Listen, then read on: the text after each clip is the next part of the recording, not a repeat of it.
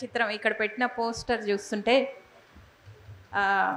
నేటి తరం మహిళగా మనం చూడాలేమో అనిపిస్తుంది. ఎందుకంటే ఒక్కొక్క తరంలో ఒక్కొక్కలాగా సతీ సావిత్రి దగ్గర నుంచి అట్లా అట్లా చూసుకుంటూ వస్తున్నాము. ఒక సింగిల్గా ఉన్న మహిళకి చాలా రకాల ఛాలెంజెస్ ఉంటాయి. అవన్నీ కూడా స్వేచ్ఛ కెరియర్లో ముందుకు పోతూ పాపను చూసుకుంటూ తన రిలేషన్షిప్స్లో కూడా తనకు కావాల్సింది వెతుక్కుంటూ ముందుకు పోతున్న స్వేచ్ఛని చనిపోయిన విధానం చూస్తే నాకు రోహిత్ వేమ్లా ఒకసారి గుర్తొచ్చిండు. ఆయన ఒక కొత్త తరం ప్రశ్నలు లేవనెత్తినప్పుడు వ్యవస్థ తనకు తాను చనిపోయేటట్టు చేసింది. అట్లనే ప్రణయ్ అమృతలు కూడా గుర్తుకొచ్చిండ్రు ఒకసారి.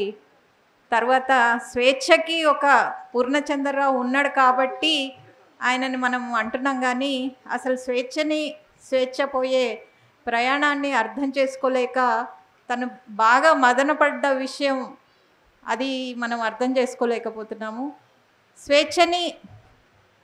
స్వేచ్ఛగా బతకనివ్వలేని పరిస్థితిని మనందరం కూడా బాధ్యత వహించాల్సి వస్తుంది. ఎందుకంటే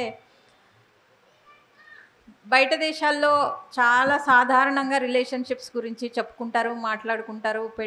పెళ్ళిళ్ళ గురించి first husband, second husband, step father, step mother అని చెప్పి ఇక్కడ కల్చర్ రాలేదు, కానీ యువత ముందుకు పోతున్నారు. నేను యూనివర్సిటీలో గత 2 దశాబ్దాలుగా పనిచేస్తున్నా కాబట్టి నాకు ప్రతి తరం వాళ్ళలో వస్తున్న మార్పులు చేర్పులు అన్నీ చూస్తుంటే అన్నీ కంబైన్డ్గా చేస్తే ఒక modern face of this contemporary times స్వేచ్ఛని చూడాలి.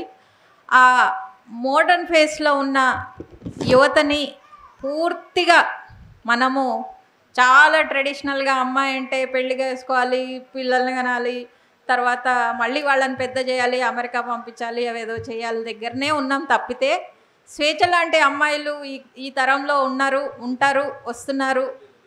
వాళ్ళ కోసం మనం ఏం చేయాలి అనేది ఆలోచించాలి. ఖచ్చితంగా ఇక్కడ కులం ఉందేమో కాదు, సంధ్య అన్నట్టు కులం ఖచ్చితంగా ఉంది. అది పూర్ణచంద్రరావు అప్రోచ్లో ఉంది, మనం స్వేచ్ఛ చనిపోయిన తర్వాత వేస్తున్న ప్రశ్నల్లో ఉంది. ఆ జెండరు, ఆ కులము 2 కలిపితే ఎంత అణచివేత ఉంటుందో అవన్నీ కూడా మనం చూస్తున్నాము. ఇప్పటి నుంచైనా సరే ఈ తరం నుంచి స్వేచ్ఛ ఒక చర్చని మన ముందు పెట్టి వెళ్ళిపోయింది. నాలాంటి అమ్మాయిల్ని మీరు ఎట్లా చూస్తారు అని.